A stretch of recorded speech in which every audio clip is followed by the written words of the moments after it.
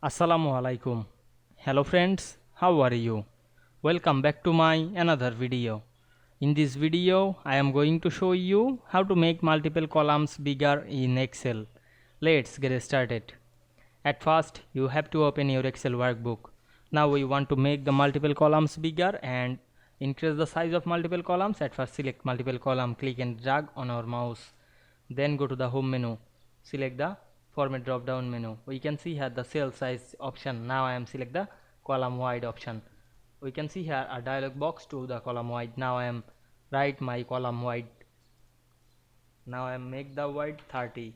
Then click OK, and we can see we make multiple column bigger at once easily. I hope you enjoyed my video. Please like, comment, share and subscribe my channel. Thanks for watching.